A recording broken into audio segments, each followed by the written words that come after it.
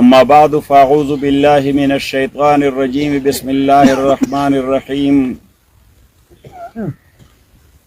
كيف تكفرون بالله وكنتم أمواتا فأحياكم ثم يميتكم ثم يحييكم ثم إليه ترجعون صدق الله وصدق رسوله النبي نصیب کی درجات عالیہ ولور کی او مولا عباد اللہ سے براتوی چی یو بچے پاتر اللہ تعالیٰ دے پاغ بچی برکات نازل کی او ټولو مصیبت زدگانو تا اللہ تعالیٰ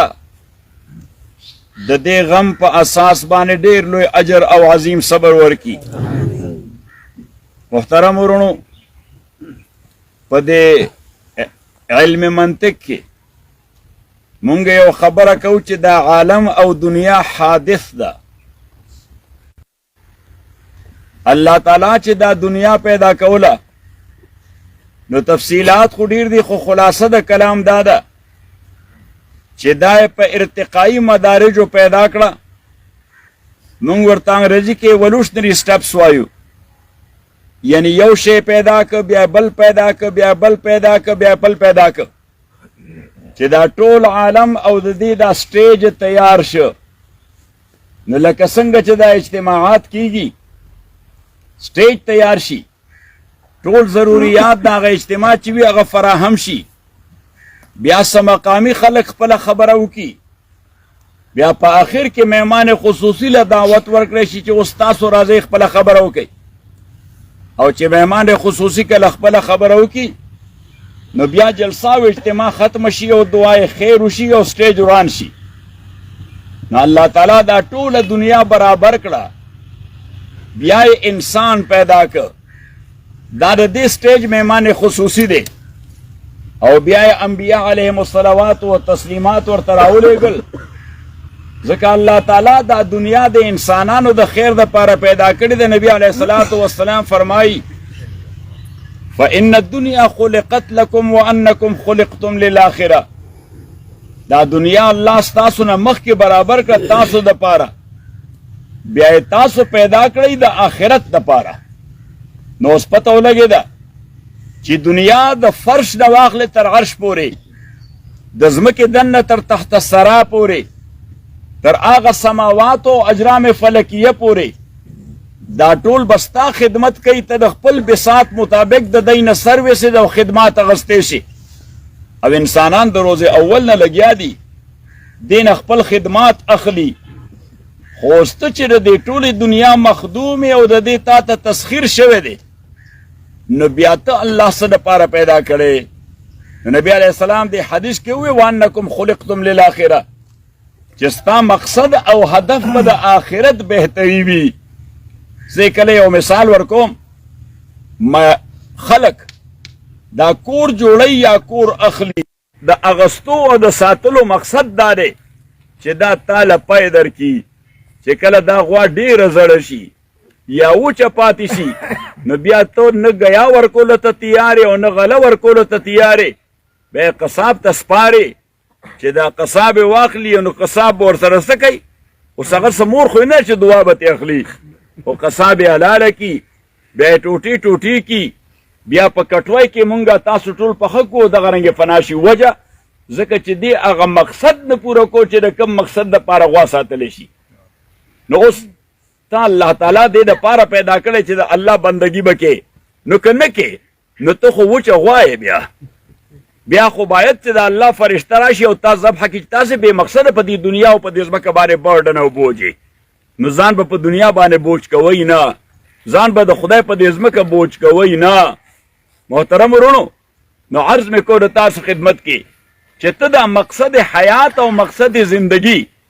دا وپېژنې که قرآن کریم کې الله فرمایي وما خلقت الجن والانس الا لیعبدون دا انسانان او جنات ما دې دپاره پیدا کړي دي چې دی ما وپېژني عبادت څه شی دی دا معرفت د الله دی عبادت څه شی دی دا پیژندګلي د الله ده مونږ عبادات کوو خو د رسم په توګه کوو نو عبادت به د رسم په توګه نه کې الله به پیژنې چې د عبادت سره د محبت پیدا شي لکه سړی چې خپل محبوب سره میلاویږي چا سره مینه نو د هغه دپاره کوم خدمات چې کوي نو ځان ته خلاصوي که په مینه کوي زور سره بلکې دی دا غواړي چې دا د خدماتو مرحله اوږده شي د خدماتو مرحله دا اوږده شي داسې یو امام یو خوب یو سړي وکته نو نبي علیه الصلاة والسلام ناستو او ورسره څه انبیا علیهم الصلوات والتسلیمات هم ناستو نو څه خلک راتلل او دوی له احترامات پیش کول او لاس یې میلاول بیا د امام غزالي پکې راغی ان امام غزالي هم لاس میلاو که حضرت موسی علیه الصلاة والسلام سره وی لاس میلاو که هغه ته تپوس وکړه وی ستا نوم څه دی امام غزالي ولې داسې لاس نیولو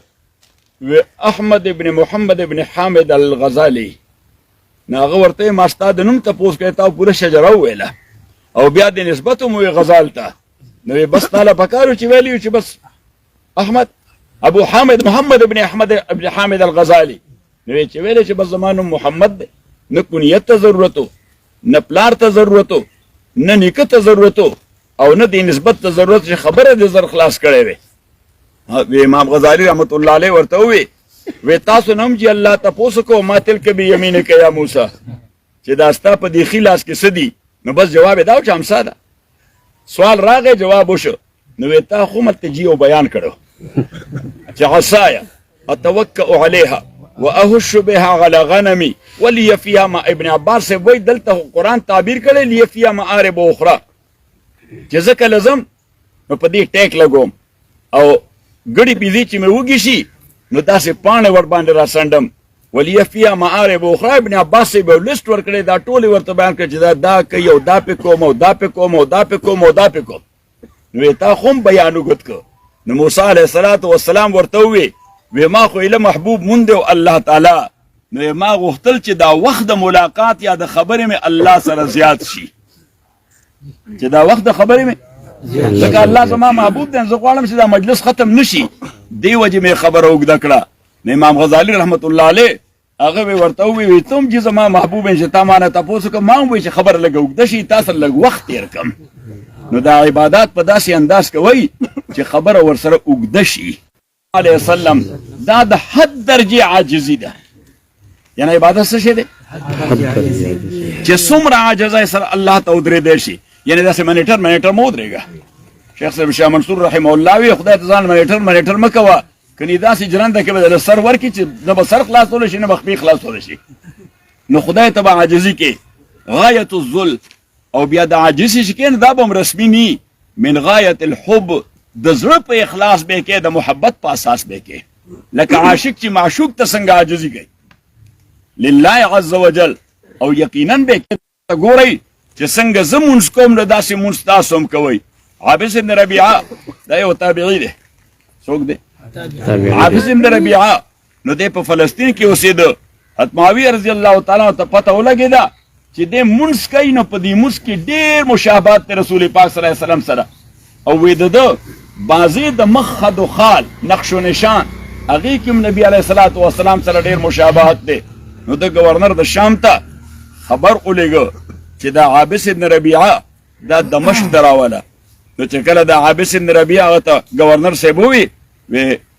امیر المؤمنین وایي چې هلته یې راوله وی ښه خبره ده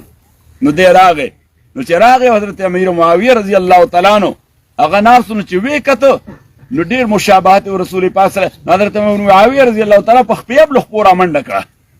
او داسې غاړه ایسته تندې ولې ښکلې کړه وی ما اشد شبها برسول الله صلی الله علیه وسلم عزیزانو معرفت دا د محبت په اساس باندې او که کله د محبت په اساس تا خدای وپېژنده یا به ستا دوه رکعته مونځ تا له لذت درکوي خوند به درکوي دا امر ذوقي دی دا څه شی دی دا امر ذوقي دی مولا الیاس صاحب رحمت الله علیه چا تپوس کوي دا څه شروع کړي دي بسترې واخلئ او 3 ورځې کې وځئ 4 ورځې کې وځئ 10 ورځې کې وځئ نو د دې څه بیان ناغه ورته وایي چې دا امر ذوقي دی دا څه شی دی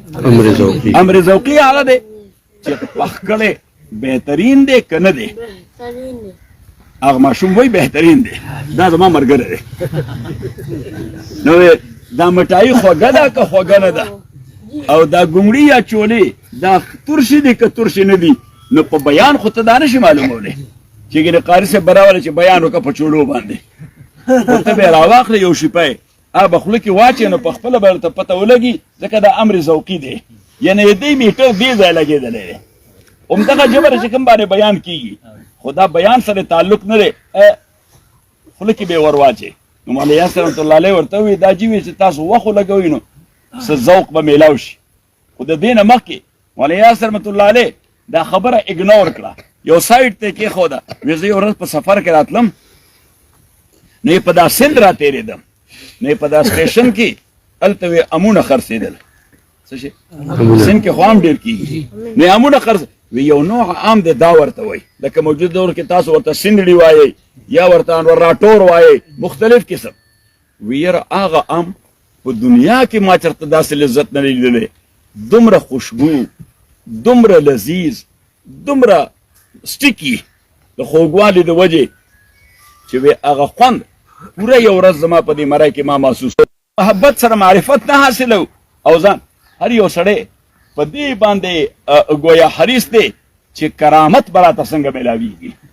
شیخ جنید صاحب رحمت الله علیه وی کرامت دا د استقامت لور ده دا څه شی ده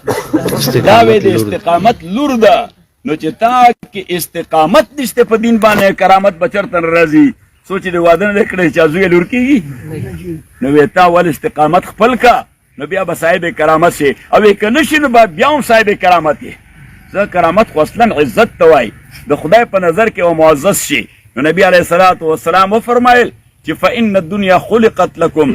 وانکم خلقتم للآخرة فاتقوا الله نو خدای نه ویریږئ واجملوا فی الطلب او دنیا د پاره ځان ډېر لیونی کوی ما اجمال فی الطلب دې ته وایي چې داسې ګزاره غوندې کوه څه کوه نو مونږ رده شپه اوس خو داسې د کمپیټیشن دور کې مونږ اوسېږو چې د حلال و حرام امتیاز ختم دی د روا ناروا امتیاز ختم دی لکه څنګه پښتنو زړو پښتنو مشرانو هغوی به وایي چې اخون له خو دې پی وي لږ زور سره که د خرې وي که د سپی وي نه نه مونږ له دې پی وي خو نه د خرې وي او نه د سپی وي دا شی بدل کوي مونږ له دې پی وي خو نه د غوا دي د میخې دي د اوښې دي د ګډې دي د بیزې دي نو نبی علیه الصلاة والسلام فرمایي چې دنیا د پاره ځان لیونی کې به نه فاتقوا الله واجملوا فی الطلب اجمال فی الطلب بس گزارې غوندې کار کوه وتوکلوا علیه دا نه ده چې ډېرې مه ګټه خو حرام مه ګټه دا ملګری چې د صحیح فکر دی الله واجملوا فی الطلب وتوکلوا علیه تقوا اختیار کوي دنیا د پاره اجمال فی الطلب ډېر د خدای تاسو له درکې خو حلال حرام نه مو الله بچ ساته آمین قل لن یستوی الخبیث والطیب ولو اعجبك کثرة الخبیث الله تعالی وایي د غلو لوی ډېرې او د حلال خوراک دومره غوندې نو دا حلال خوراک به د غلو په ډېري بدل کړي لږ زور سره دا حرام دا د غلو ډېرې دی او دا حلال دا یو خوشبویه خوراک دی چې دومره وي الله تعالی وایي د دې موازنه نشته میدان بدل دی هغه د جدا فیلډ شی دی دا د جدا فیلډ شی دی اوس مونږ دا امتیاز نه کوو حلال جدا میدان دی او د حرام جدا میدان دی نو د خرې خو غوا سره مقابله نه کېږي ځکه نوعیت بدل دی نو الله وایي چې لن يستوي الخبيث والطيب ولو اعجبك كثرة الخبيث الله تعالی وایي که د غولو ډېر غټ ښکاري او ښایسته وریجې هغه ډېرې لږې هم وي د دې خپله کې موازنه نشته دا ښایسته وریجې دا د الله په نظر کې قدر و قیمت لري د دې غولو د الله نظر کې څه قدر و قیمت نشته نو فاتقوا الله واجملوا في الطلب وتوکلوا علیه خدای باندې اعتماد وکړئ او الله نبی علیه الصلاة والسلام فرمایل فإن الرزق مقسوم رزق خو الله تعالی ازل کې تقسیم کړی دی اوس دا ته چې کومې منډې تړلې وې نو دا وې د هغه تقسیم شوي رزق دپاره صحیح فإن الرزق مقسوم رزق آلریډي تقسیم شوی دی نو دې باب کې تاسو ته یو واقع ذکر کوم حضرت علي رضی الله تعالی عنه په اسرا روانو یو صحرا کې اوس ده وکتل چې د انور خو را باندې ډوبېږي او تر اوسه مې مونځ د مازدیګر نه دی کړی خو هسې داسې و بتکاهو او ترېدلی غوندې نو ویې که دغسې پرېږدم نو دی تښتي نو بیا به صحرا کې سفر څنګه کوم خو چاپېره یې کتل چېرته څه ونه بوټي هم صحرا کې نو چې دا اسې هغې سره انډول کړی وی او مونځ کړی وی. نو په دې کې یو کس وکته هلته را روانو، نو ده ورته یې لږ راتېز شه. نو هغه راتېز شه، نو وی زما دا اس ونیسه، زه وی یو 2 رکاته مونځ کوم. نو هغه اس ونیسته او د الله اکبر خفیف 2 رکاته یې وکړه. خو چې ویې کړله وکتل نو اس خو ولاړو، اس ولاړ، خو سړي دې ځین کوس کړی او په مخه تللی آیس والا به بار ته ودي نو هغه ځین کوس کړی او په مخه تللی. حضرت علی رضی الله تعالی عنه په شاتوره اس باندې راسور شه، قریب ښار یا کلی چې هغې ته راننوته. اوس لوی سفر دی، بغیر د ځینه کېږي نه. نو بازار کې روانه چې د ځین د هغې دوکان چېرته وګوري، د یو دوکان یې ولیده چې دې کې ځینونه خرڅېږي، او دی چې وردن شي خپل ځین باندې نظر پرېوته چې هغه دلته را رسولی، دلته خرڅ کړی دی. نو ورته یې ویل ځین اخلم، وی دغه ځین راواله. نو دوکاندارانو مې دا چاته معلوم دی، ته به ورته یو شی ښیندې، ورته 2-3 تانونه نور راغورځئ. وایي دا وګوره دا ډېره ښه کپړه تازه راغلې ده، نوې ده. صحیح. نو بل هغه ورته ملګري ما ته نور ځینونه مه ښیه، وی ما سره سټور کې شاته نور هم ښایسته پراته دي. نو وی نه دغه ځین راواله. نو هغه راواغسته، نو ورته یې وی دا ته دا ځین ولې غواړې؟ نو ده ورته واقعه تېره کړه. وی او ستا خبره بالکل صحیح ده، ستا خبره بالکل صحیح ده. نو دا ما د هغه کس چې راوړو نو په 2 روپۍ مې تېوار 2 درهمه باندې، او اوس مې اراده دا وه چې په 3 یا 4 درهمه به یې خرڅوم. په 3 خو چونکې ستا ځین دی او تا نه غلا شوی دی، نو ته هم هغه 2 درهمه ما ته راکړه. حضرت علی رضی الله تعالی ورته 2 درهمه ورکړل. نو بیا هغه سړي ته ووی ده چې ما سره دا احسان وکړه چې اسې ونیسه او ما مونځ کو، نو ما اراده کړې وه چې زه مونځ نه فارغ شم نو دله به 2 درهمه ورکوم. صحیح. خو ده تلوار وکړه هغه 2 درهمو دپاره، حلالو ته انتظار ونه کړو، حرام یې وګټل، حالانکې ویل ده په مقدر کې خدای لیکلي 2 درهمو. نو بس دې خبره باندې به تاسو پوه شوي. نو عزیزانو عرض مې کو د تاسو خدمت کې چې فاتقوا الله واجملوا فی الطلب وتوکلوا علیه فإن الرزق مقسوم والاستقصاء الشوم. نو ما ته شوی دا استقصاء څه شی دی؟ نو ما په پښتو کې ډېره ښه ترجمه ده، بله ژبه کې مال نه راځي. هسې خو استقصاء طلب ته وایي مبالغتن. څه ته وایي؟ طلب ته وایي مبالغتن. خو ما پښتو کې چې ډېرې اپړې مه وهه، څه کوه؟ والاستقصاء شوم. ځکه دا پیسو پسې او دنیا پسې ډېرې اپړې وال ځان له بدبختي کتل دي. والاستقصاء شوم. او نبی علیه الصلاة والسلام وفرمایل چې والاجل مختوم. ته خو د نیټې نه مخکې نه مرې. تاسو چېرته کتلی چې نیټه د سړي لا وروستو وه او دی نن مړ شه؟ نو ویل والاجل مختوم، د نیټې نه مخکې نه مرې، په نیټه به مرې. او د مختوم معنا دا ده چې هغه خدای سټمپ کړې ده. نو سټمپ کړی شی هغې کې بیا بدلون نه راځي. والاجل مختوم. او نبی علیه السلام فرمایل والحریص محروم. دا ګریډي او حریص سړی چې وي دی خدای محروم کړي ډېر خیر نه. دې وجه انګریزي کې یو قول دی، بیا ورسره د سپي واقع هم ذکر دی چې ګریډ از کرس. څه وایي؟ ګریډ از کرس، چې حرص یو لعنت دی. الله تعالی دې موږ د لعنت نه خلاص کړي. نو حرص به وي تا کې، ځکه دا د انسان فطرت کې الله یې ښودلی د ابتلا دپاره. حسد به وي تا کې، ځکه دا الله د انسان فطرت کې یې ښودلی د ابتلا دپاره. بخل به وي تا کې، او خدا د پیغمبر تعلیمات دي دې دپاره چې دا حرص دې پالش کې نه کنټرول کا، دا بخل دې پالش کې نه کنټرول کا، دا حسد دې پالش کا. یعنی ځکه تا کې حرص نه، که حرص در کې نه نو بیا خو ته طلب نه کې. صحیح. نو بیا خو دنیا ټوله معطل او مفلوج پیرالایز بشي. او که حسد در کې نه نو بیا ته کمپټیشن نه کې، بیا مقابله نه کې. صحیح. او که بخل در کې نه نو بیا ته حفاظت نه کې. نو اوس په دا ټول صفات د خیر دپاره یې که موږ د خیر دپاره دا استعمال کړو. نو محترم ورونو عرض مې کو د تاسو خدمت کې آیت مې لوستلی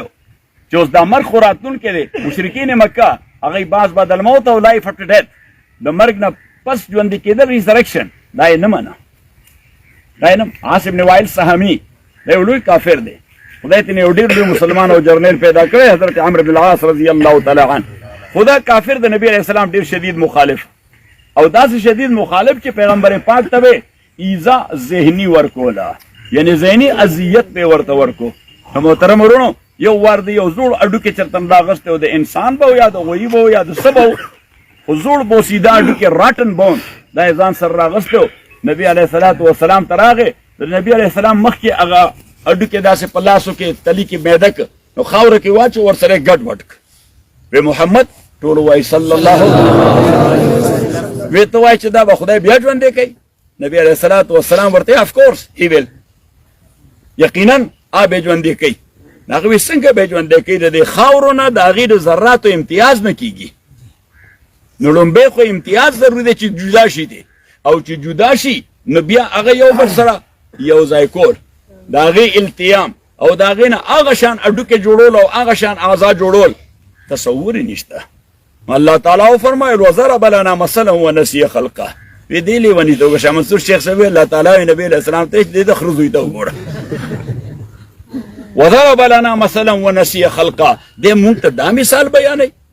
د خپل پیدایش هیر کړی دی ځکه د پیدایش قرآن کریم کې الله فرمایي لقد خلقنا الانسان من سلاله من طين ثم جعلناه نطفه في قرار مكين اوس د آدم قالبوت علیه السلام د خاورې نه جوړ شو د هغې خو تصور په ذهن کې راځي خو دا د مجامعت وخت کې چې د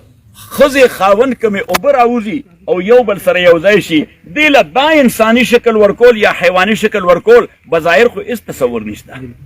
که شته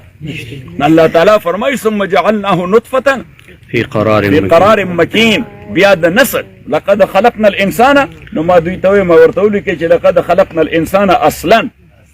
انسولا چې اصل ما د خټې نه پیل او داسې هم نه چېږي نو خدای داسې خټه را جمع کړه او بس لکه زمونږ کولالان رونه چې هغوی څنګه لوښې جوړوي صحیح نو داسې وتپله او آدم علیه السلام جوړ شو نو الله تعالی وایي سلاله صله یسل سلا د چا عربیت پوخ دی صله یسل سلا څه ته ویلی شي توره د تیږې نه رایستل توره د تیږې نه رایستل نو سلول د اصلیت کې جوهره رایستل دي لکه یو ډېر لوی پروسس نه بعد د یورانیم افزودګي چې کېږي انریچمنټ دا ډېر اسان کار نه دی په بټۍ کې بیا بیا یې وینځي بیا بیا یې وینځي په لطیفو اوبو یې وینځي که په کثیفو نو تاسو به اوس وایئ چې دا ته څه وایې زه اصلی کې بمونه جوړوم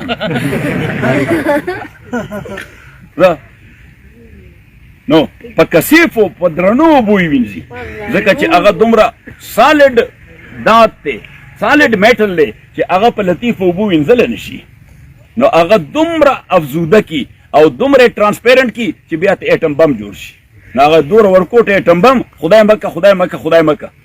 چې چېرته وغورځولی شي ټول ذي حیات سره دې بوټو ټول وسوځوي بس مې کي ټول لایف ختم کی ژوند ختم کی نو محترم ورونو عرض مې کوله تاسو خدمت کې چې سلاله اصل کې د ډېر محنت نه بعد دا ستا بدن کې دننه وینه ده اکسیجن دی اعضا دي دا ټول فنکشن کوي دا ټول څه کوي فنکشن کوي دا وینه ځي او راځي ځي او راځي ځي او راځي او د هغه وینې د دې پروسس نه نطفه جوړیږي د ډېر لوی پروسس نه بعد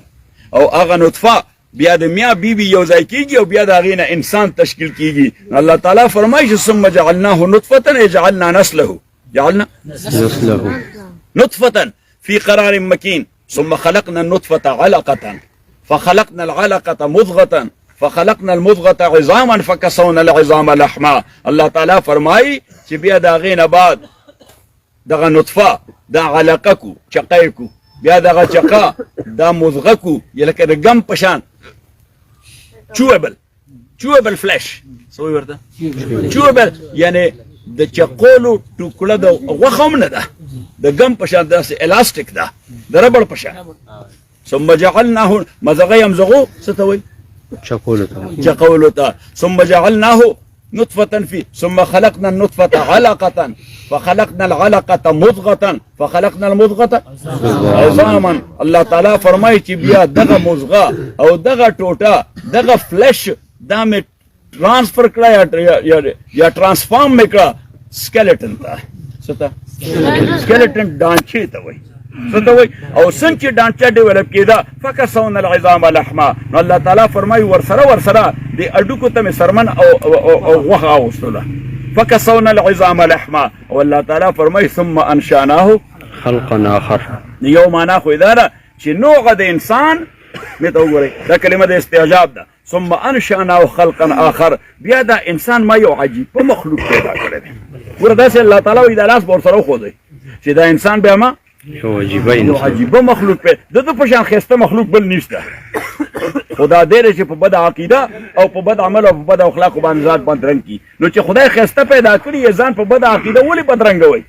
ځان په بد عمل یا په بد اخلاقو ولې بدرنګوئ ثم او یا دا د فرد خبره ده چې ثم انشأناه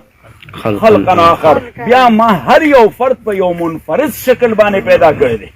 نو دنیا کې دوه انسانان دا ټوټلی د یو بل په شان ني ایون د یو مور پلار اولاد که ټوین هم پیدا وي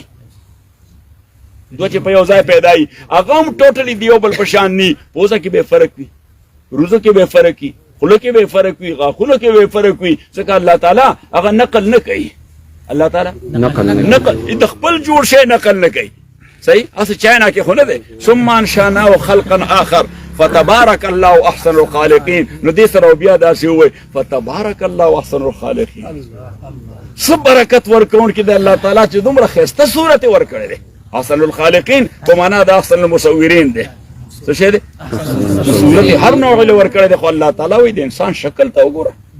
لقد خلقنا الانسان فی احسن تقویم نو تعالی معنوي فضیلت هم در کړی دی سوری او شکلی فضیلت هم در کړی دی ته وګوره ستا قد قامت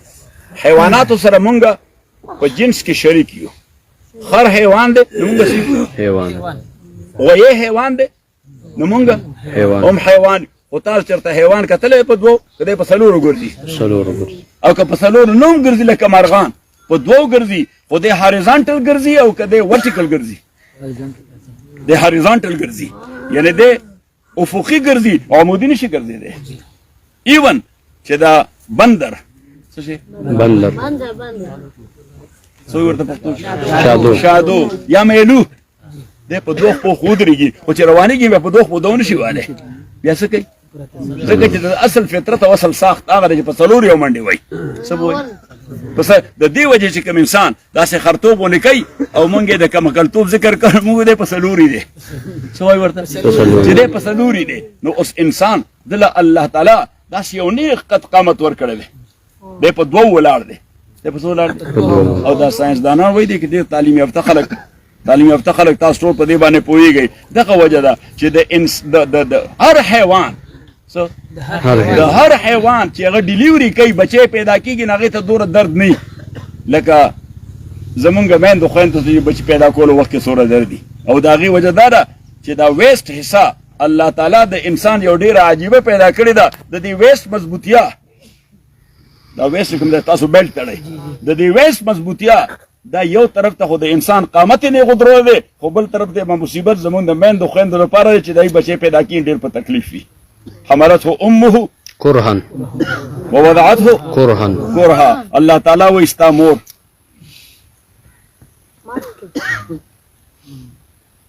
الله وایي ستا مور ته ډېر په تکلیف په دې خېټه کې ګرځولې ووضعته کرها او تا ته پته نشته چې کله ته ځي ګولې دا د څومره تکالیفو نه تېره شوه د څومره دردونو نه تېره شوه نو محترم ورونو عرض مې کوم ستاسو خدمت کې چې اوس د انسان پیدایش دا د ټولو نه انتهایی مشکل ترین د خپلې مور دپاره الله تعالی فرمایي ثم انشأناه خلقا آخر دا انسان هر یو فرد ما بیا په یو منفرد شکل پیدا کړ نو فرمایي فتبارک الله احسن الخالقین خدای څومره ښه مصور دی تعالی څومره ښایسته شکل درکړی دی بیا ورپسې فرمایي ثم انکم بعد ذلك لمیتون بیا تاسو د دې نه بعد مړیدونکي یئ او ورپسې فرمایي چې دیٹ از ناٹ دی اینڈ آف د سټوري دې سره کیسه ختمېږي نه ثم انکم یوم القیامت تبعثون قیامت را روان دی تاسو بیا ژوندي کولی شئ مخې ته به مدروم چې څه دې کړي دي روغني از هر دو عالم من فقیر روز محشر دا ربعي د علامه ولیکئ خپل مخې ته ړنده کوي الله به در سره رحم وکړي چې تو غني از هر دو عالم من فقیر روز محشر عذرهای من پذیر علامه دا حدیث ولست نبی علیه الصلاة والسلام فرمایي چې قیامت په ورځ باندې که زما یو امتی الله تعالی د هغه فیصله د جهنم د تلو وکړي نو نبی علیه السلام وایي چې زه ووینم چې زما هغه امتي فرشتو ونیسه جهنم ته بوځي نو نبی علیه السلام وایي څه کولی خو نه شم خو جاړم به ور دپاره به جاړم نو علامه د دغه حدیث په اساس دا قطعه ویل چې تو غني اظهر دو عالم من فقیر. یا الله ستا خو دواړو جهانونو ته ضرورت نشته، خو مونږ خو محتاج یو. مونږ ته ته محتاج. روز محشر عذرهای من پذیر، قیامت په ورځ چې زه عذر پیش کوم او معافي غواړم دا قبوله که. وگر تو بینی حسابم ناگزیر، خو که ته بیا هم زما حساب کول غواړې، نتیجه خو ما ته معلومه ده چې نیولې به شم او جهنم ته به ځم. گر تو بینی حسابم ناگزیر، نو بیا یو سوال خو مې قبول که چې از نگاه مصطفی پنها بگیر. زما حساب کتاب داسې ځای کول چې محمد رسول الله نظر را باندې نه پرېوځي، چې هغه زما د وجې ونه جاړي. نو ما بل ملګرو ته ووایې مې د ډېر غازي خان مې حوالي د دې یو پروفیسر صاحب ډېر ښه شاعر و، پروفیسر محمد رمضان عطایي. هغه ورته چې علامه خط ورته ولیکه، وی زما دیوان ټول واخله دوره غټ کتاب دی، خدا قطعه راکه شاید چې خدای مې وبخي، دا به خدای ته پیش کوم. نو چې خدای نو علامه ورته ولیکل وی دا قطعه مې تاله درکړه. او بیا علامه په خپل ژوند باندې اجازت ورنه کړه چې دغه فارسي کلیات کې دا قطعه شامله شي. دا دغه د مرګ نه بعد چا شامله کړې ده نه پس کړه. نو علامه دا قطعه هغه ورکړه. نو بیا ورته چا ووی وی علامه ته اوس په دې مضمون ځان دپاره خپله یو بله جوړه کړه. نو هغه بیا یو بله قطعه ولیکلی به پایان چون رسد این عالمی پیر، شود بے پرد هر پوشیده تقدیر. او الله چې کله دا دنیا خپل طبعي ژوند ختم کړي او ورسي اختتام ته، شود بے پرد هر پوشیده تقدیر، او هر مخفي او پوشیده راز هغه کلاو شي او منظر ته راشي. به پایان چون رسد این عالم فیر، شود بے پرد هر پوشیده تقدیر، مکن رسوا حضور خواجه مارا. او الله د رسول پاک مخکې مې رسوا کومه، مکن رسوا حضور خواجه مارا، حساب منز چشم او نهاگیر. که زما سره حساب کتاب کې نو کم از کم چې داغه د نظر نه پنایم. عزیزانو بل دغه یو تصور خپل کوي، ستاسو اصلاح به وشي چې قیامت کې زما د وجه محمد رسول الله اون جاړي. ځکه هغه خو فرمایي چې قیامت پر ورځ باندې دا ټول خلک خدای ته ودرېږي. الله تعالی به یو आवाज وکړي چې این الملوک، بادشاهان چرته دي؟ این الجبارون، ظالمان چرته دي؟ این المتکبرون، متکبران چرته دي؟ نبی علیہ السلام فرمایي چې دا د خدای आवाज به دومره د هیبت وي چې بادشاہ پریدا، ظالم پریدا، متکبر پریدا، یقول کل نبی یا رب سلم. آدم علیہ السلام نواله حضرت عیسی پورې هر یو پیغمبر وایي چې یا الله ما ته خیر کی، یا الله ما ته خیر. ځکه بادشاہ چې په غوسه راشي بیا خو وچ وړاندې ټول سوځي. نو هر یو پیغمبر وایي چې یا رب سلم، او دا پیغمبر وایي زه به الله ته ژاړم چې یا رب امتی دا خواران ته معاف کړي. الله دوی بچ نو هغه تا دپاره هلته هم چغې وایي او ته لګیا یې د هغه د سنتو جنازې وباسې د ورځې یو سلزله. کم از کم د هغه ورځې فکر که مونږ وکړو الله تعالی به زمونږ د عمل اصلاح وکړي. نو کیف تکفرون بالله وضرب لنا مثلا ونسي خلقه قال من يحيي العظام وهي رميم قل يحييها الذي انشأها اول مره. الله تعالی نبی علیہ السلام ته وایي چې ووایه دې بدماش ته چې دا به هغه خدای ژوندي کوي چې هغه د دې ایجاد کړی دی، هغه د دې تخلیق کړی دی. وهو بكل خلق علیم، او دغه الله تعالی په هر نمبر پیدا کولو باندې عالم دی او د هغې ماهر دی.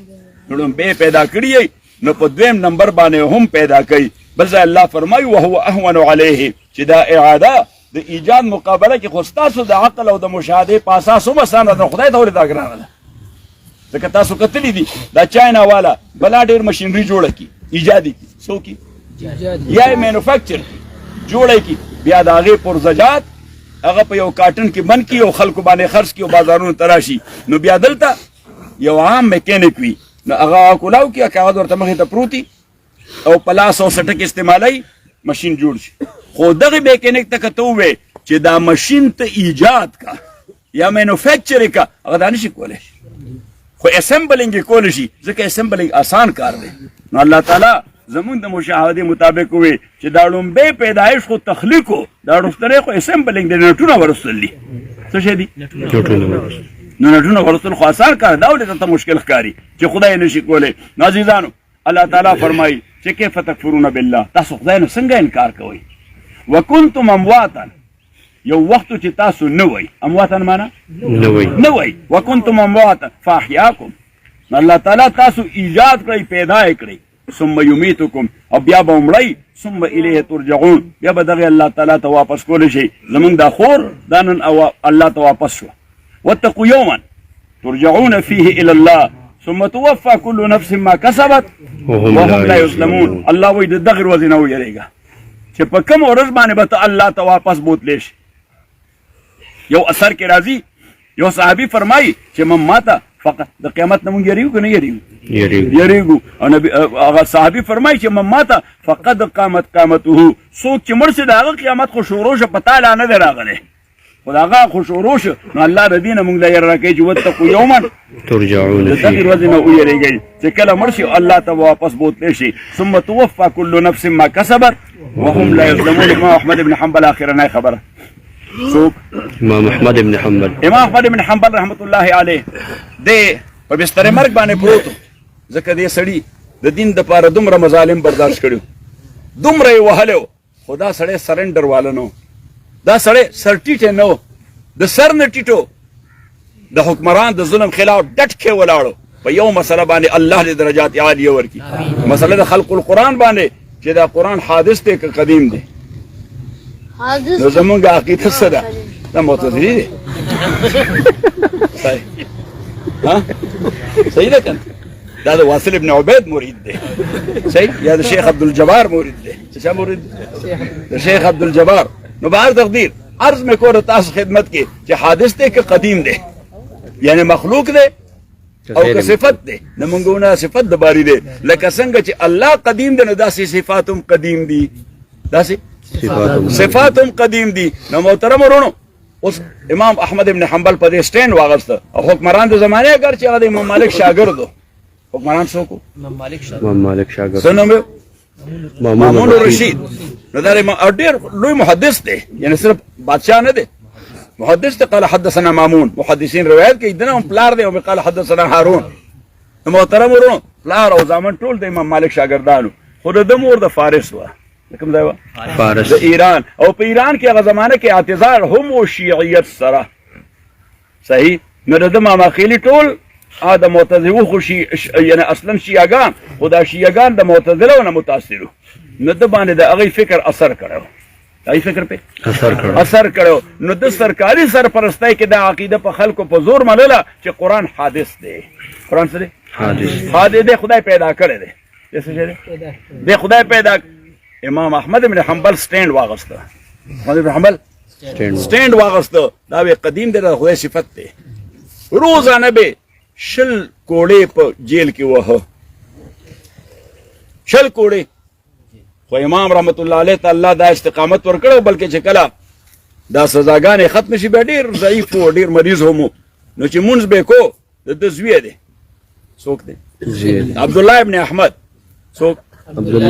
عبدالله ابن احمد د ده کتاب دی په علم حدیث کې څه وایي ورته مسند احمد څه وایي ورته نو په دې کې 50,000 احادیث دي 40,000 امام احمد ابن حنبل جمع کړي دي دا 10,000 زوی جمع کړي دي صحیح نو هر چې هغه جمع د امام احمد ابن حنبل ده نو خو ډېر تحقیقي کړې ده د عبدالله ابن احمد کومه حصه چې ده کې بعضې احادیثو باندې مونږ قد جرحه کوو څه کوو پې ځکه چې هغه مرتبه عالم خو نو چې د کوم مرتبه عالم پلارو نو بهر تقدیر عبدالله ابن احمد وایي بابا چې مونځ وکړ نو دعا به یې کوله دا یو دعا ما بیا بیا اورېده رحم الله ابوالحسن خدای دې ابوالحسن باندې ورحمیږي الله دې ابوالحسن سره ښېګړه وکړي وای ما ورته بابا دا ابوالحسن څوک ستا استاد استادانو ته مونږ دعا کوو که نه کوو وی ما دا ستا څوک شیخ و چې ته ورته دعاګانې کې وی دا ابوالحسن مشهور ډاکو دا څه شی و ډاکو نوم یې لره په ټوله علاقه کې ګینګسټر و نو وی دا ته دعاګانې کې واو که نه زه چې جیل ته لاړم نو ما مونځ مې وکړ نو یو سړی راغی نو ما سره لاس میلاو کړ السلام علیکم یا امام الامه او د امت امامه السلام علیکم وی انا ابوالهیثم نو نوم خو ما اورېدلی خو لیدلی خو مې نو